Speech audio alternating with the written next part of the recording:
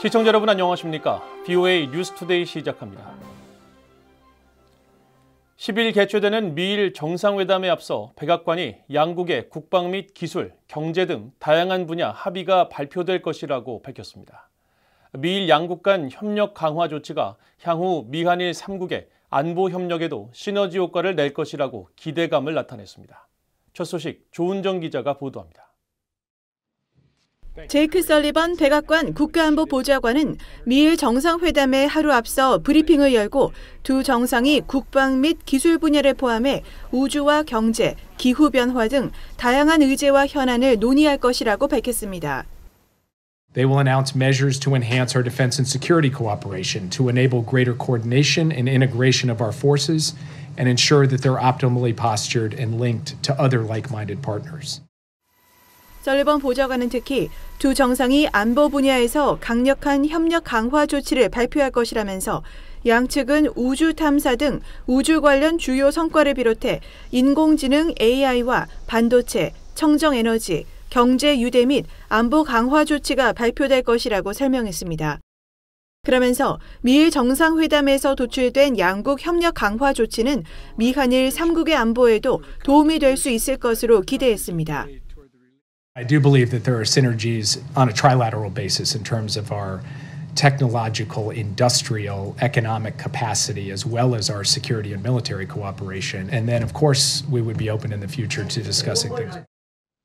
설리번 보좌관은 또 미국이 일본이 추진하고 있는 북일 간 정상회담을 지지하느냐는 질문에는 분명한 입장을 밝혔습니다.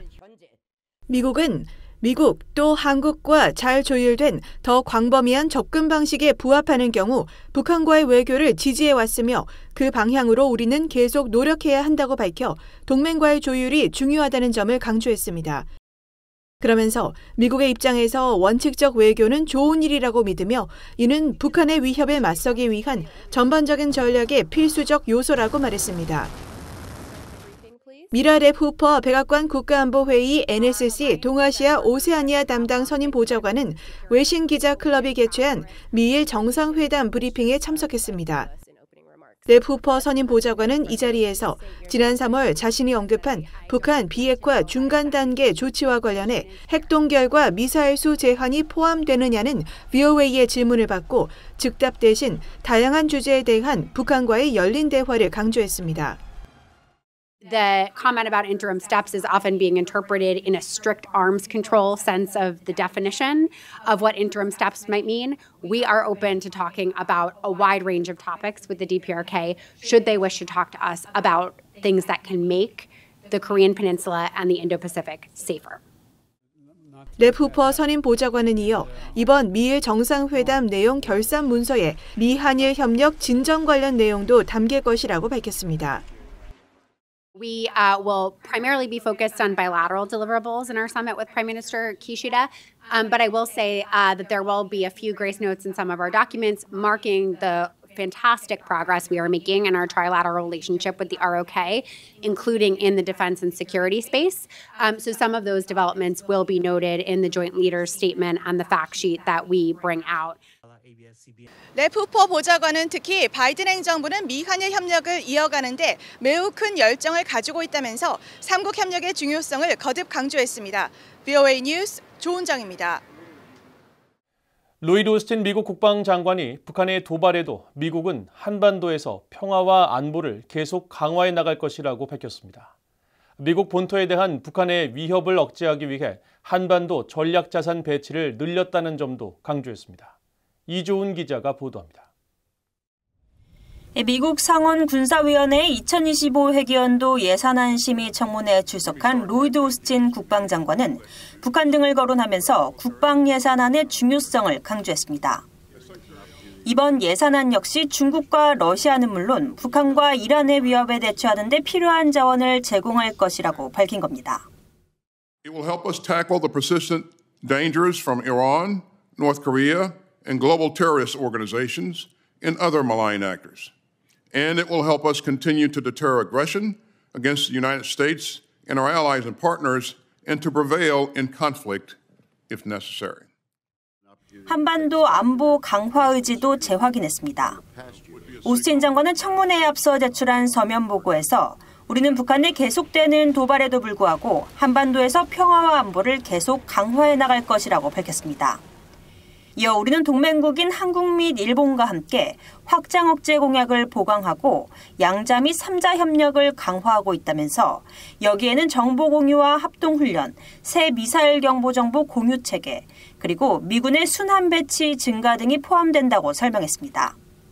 그러면서 이번에 요청한 2025 회계연도 예산안은 한반도 안팎의 미군이 북한의 공격에 대응할 준비 태세를 유지할 수 있도록 할 것이라고 강조했습니다.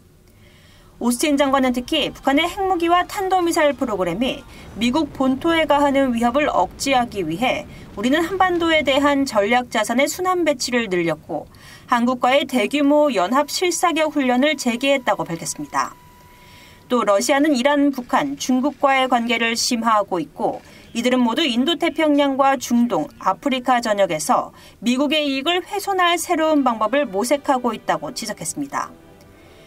청문회에 함께 출석한 찰스 브라운 합참의장은 서면 보고에서 북한의 핵 프로그램 진전은 미국의 이익과 영내 안정을 위협하고 있다고 밝혔습니다.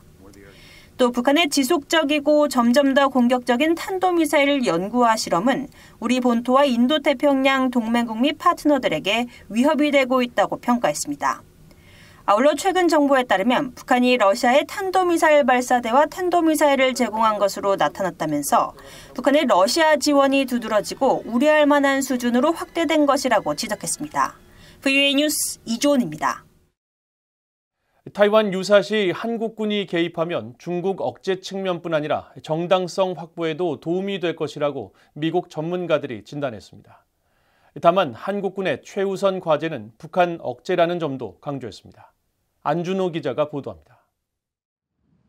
찰스 플린 미국 태평양 육군사령관이 지난 6일 한국 평택의 캠프 험프리스에서 한국 언론과 가진 인터뷰에서 타이완 비상사태 발생 시 한국군이 동맹의 힘을 보여주기를 바란다고 말했습니다.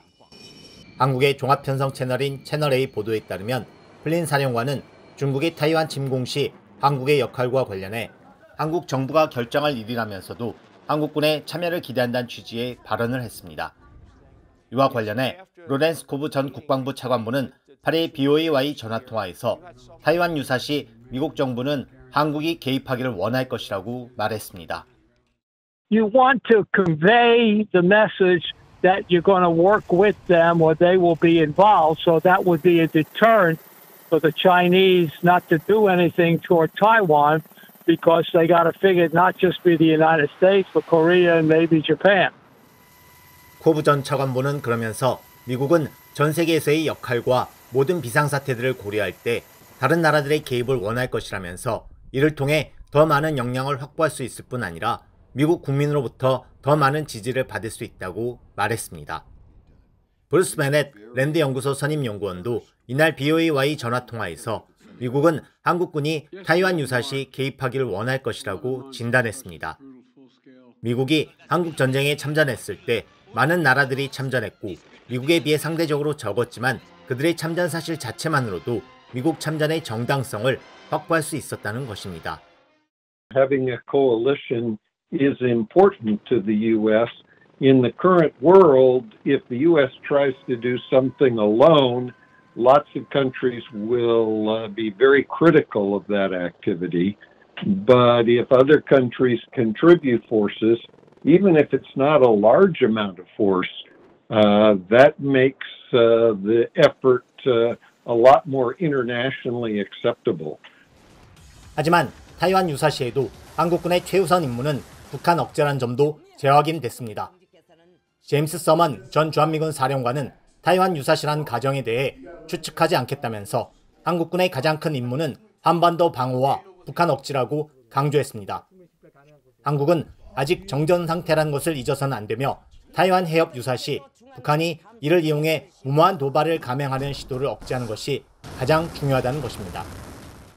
We don't have another war over there. That's what I believe. But the first and foremost mission in my mind is for ROK forces to stay focused on the defense of South Korea. We never want to give anybody an opening to take advantage. 한미연합사 작전참모를 역임한 데이비드 맥스웰 아태전략센터 부대표 역시 북한 억지를 강조했습니다.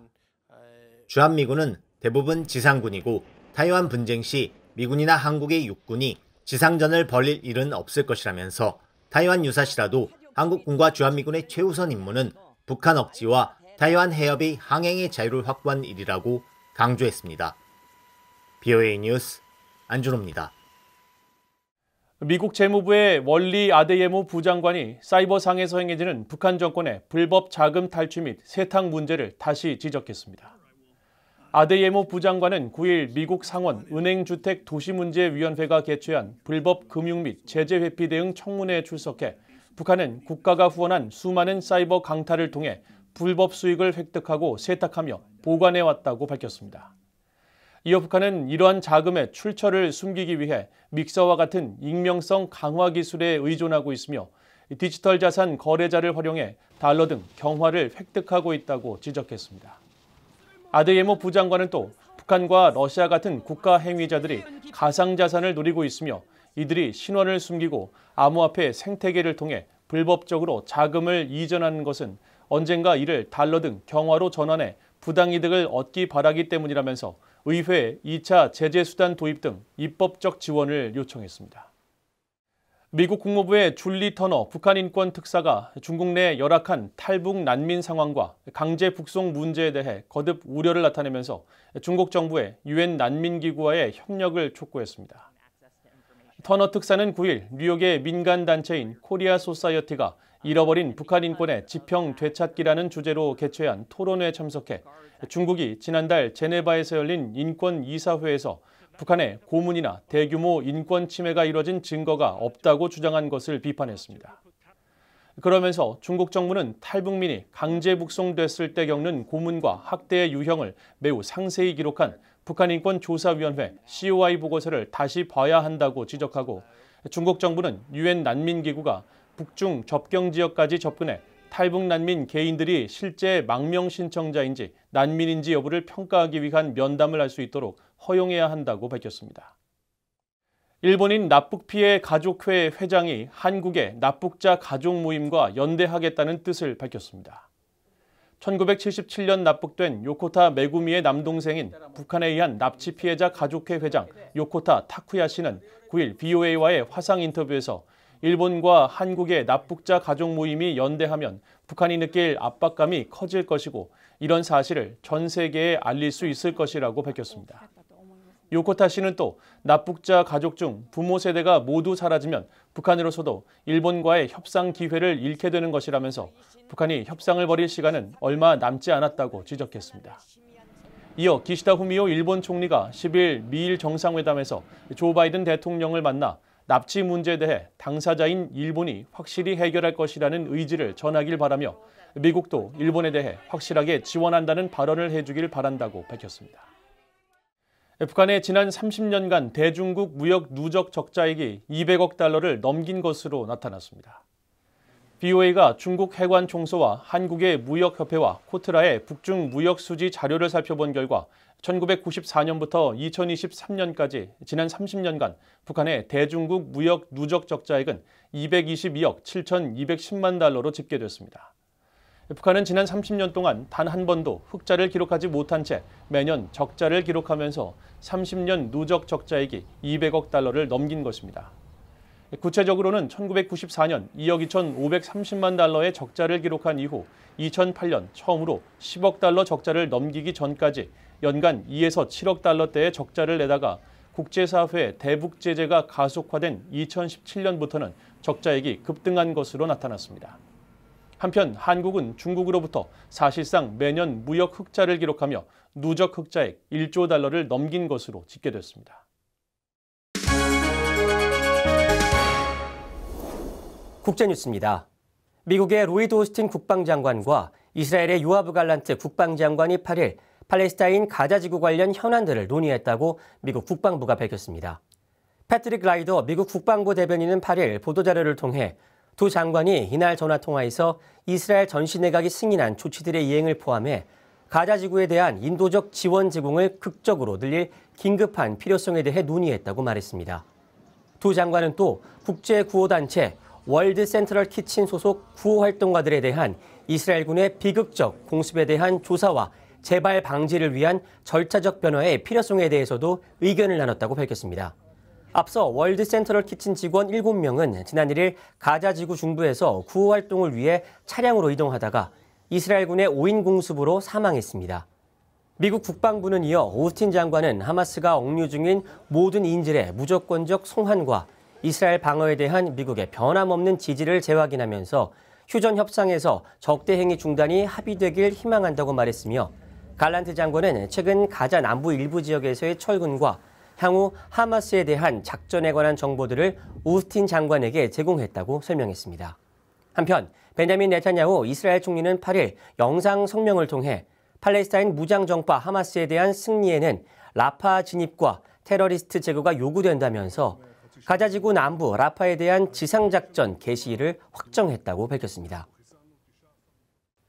유엔 안전보장이사회가 팔레스타인 자치정부의 유엔 정회원 가입 신청을 소관위원회에 회부했습니다.